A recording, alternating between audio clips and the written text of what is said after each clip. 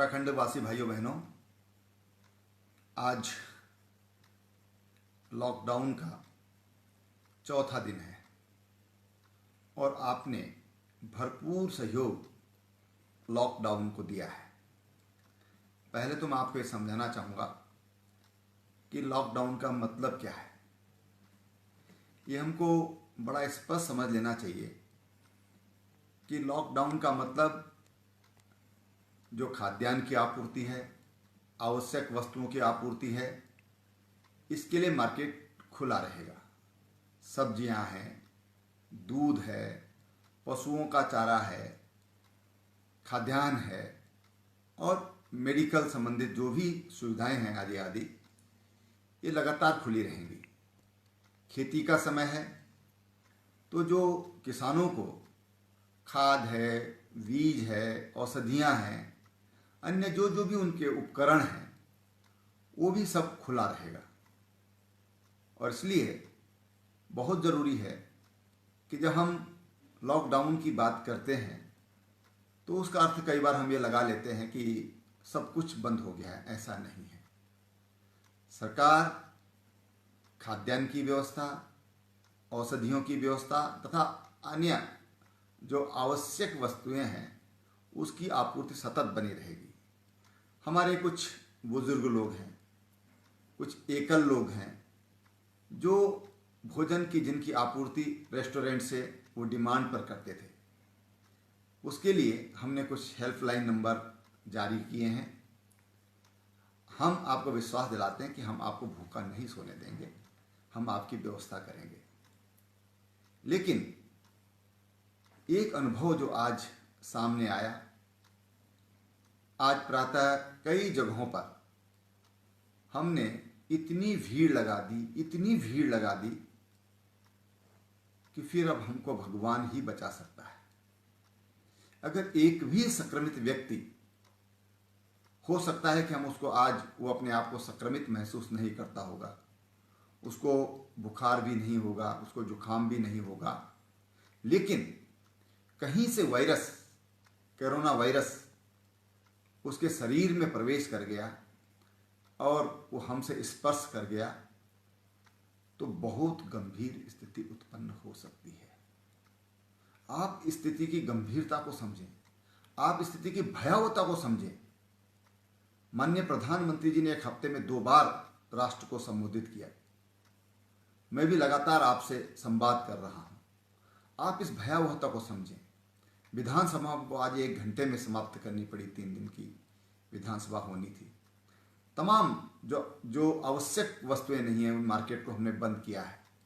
ये सब आपकी सुरक्षा के लिए किया है, आपके परिवार की सुरक्षा के लिए किया है। हम इस चीज़ को समझें। मैं आपसे बार बार ये अनुरोध कर रहा हूँ, हाथ जोड़कर प्रार्थना कर रहा हूँ कि आप इस चीज़ को समझें और हम अपने घरों में रहें। जब बहुत ज़रूरी है तभी हम घर से बाहर निकले। आजकल बड़ी संख्या में जो प्रवासी उत्तराखंडी हैं वो इस बीच अपने घरों को लौटे हैं। कुछ देश से और कुछ विदेशों से हमारे बीच में आए हैं।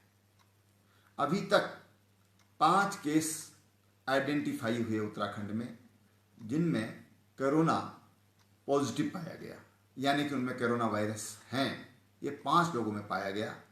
हमारे लिए जहाँ ये कोई खुशी की बात है कि एक आज उनमें ठीक हो गया है। अभी उनकी एक और चेकिंग होगी, एक और टेस्ट होगा और फिर उनके बारे में अंतिम विचार होगा कि उनको कहाँ रखना है। लेकिन आज एक और केस पॉजिटिव आया है और जितने भी केस आ रहे हैं ये बाहर से आए हुए लोग हैं, देश के बाहर से यहाँ पर आए हुए हैं। और इसलिए जो भी हमारे गांव में, हमारे मोहल्ले में कोई भी व्यक्ति अगर बाहर से आ रहा है, आज देश के भी कई राज्यों में ये संक्रमित हो चुका है। दिल्ली हो, हरियाणा हो, उत्तर प्रदेश हो, महाराष्ट्र हो, राजस्थान हो, मध्य प्रदेश हो, कर्नाटक हो, केरल हो, तमाम राज्यों में आज ये संक्रमण पैर पसार चुका है। और इसलिए जो भी लोग बाहर से आते हैं, न जाने किसके साथ वो संपर्क में आए, कौन सी ट्रेन में बैठकर आए, कौन सी बस में बैठकर आए, कौन सी टैक्सी में बैठकर आए, हो सकता है कि उसमें कोरोना वायरस के जीवाणु रहे हों, विषाणु रहे हों, और उन विषाणु वो हम तक पहुंच सकते हैं। वो उसमें कैरियर का काम कर सकती हैं, वो वाहक का काम कर सकती हैं। और इसलिए जो भी लोग हमारे गांव में आ रहे हैं, हमारे शहर में, हमारे मोहल्ले में, हमारे अड़ोस पड़ोस में आ रहे हैं, उनसे थोड़ा हम दूर रहें। वो अपने घर में भी जो घर के लोग हैं वो भी उनको उनकी व्यवस्था कम से कम 2 हफ्ता उनके अलग से उनकी व्यवस्था करें। घबराने की जरूरत नहीं है, आपको डरने की जरूरत नहीं है, सावधान रहने की जरूरत है। सावधानी के अलावा इसका कोई विकल्प नहीं है।